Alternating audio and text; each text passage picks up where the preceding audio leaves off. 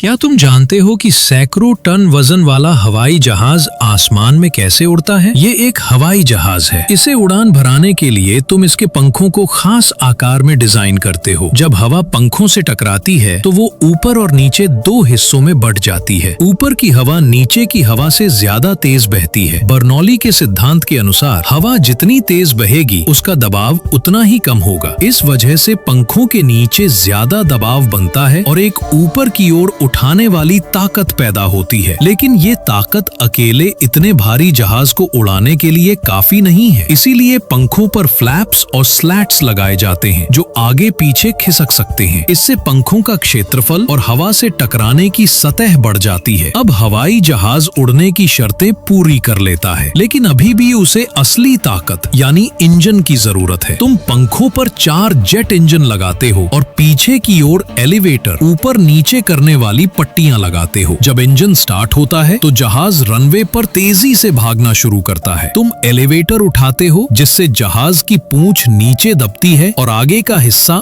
ऊपर उठ जाता है। इस समय पंखों के स्लैट्स और फ्लैप्स खुल जाते हैं जिससे और ज्यादा लिफ्ट पैदा होती है। इसी ताकत के बल पर हवाई जहाज उड़ान भर लेता है और ऊंचाई पर चढ़ते हुए बादलों के ऊपर पहुंच जाता है। लेकिन सवाल है, हवाई जहाज हवा में मोड़ता कैसे है? इसके लिए पीछे की तरफ एक रडर दिशा बदलने वाली पट्टी होता है। रडर को घुमाकर जहाज मोड़ा जा सकता है, लेकिन ऐसा करने से अचानक झटका लगता है और यात्रियों को बहुत असुविधा होती है। इसीलिए तुम पंखों पर लगे एलरॉन छोटे छोटे हिलने वाले हिस्से को इस्तेमाल करते हो। जब दोनों पंख अलग अलग कोण पर झुकते हैं तो दोनों तरफ अलग अलग लिफ्ट पैदा होती है। इससे जहाज धीरे और संतुलित तरीके से मुड़ता है। रडर और एलरॉन दोनों मिलकर जहाज को स्मूथ मोड़ने में मदद करते हैं। अब जब तुम मंजिल पर पहुंचते हो तो इंजन की ताकत कम कर देते हो। जहाज धीरे धीरे नीचे आने लगता है। इस समय फ्लैप्स, स्लैट्स और एलिवेटर को संभालकर गति और कोण नियंत्रित किया जाता है। फिर लैंडिंग गियर पहिए खोले जाते हैं और जहाज रनवे पर धीरे से उतर जाता है। और बधाई हो, इस वीडियो से तुमने एक बड़ा यात्री हवाई जहाज चलाना सीख लिया।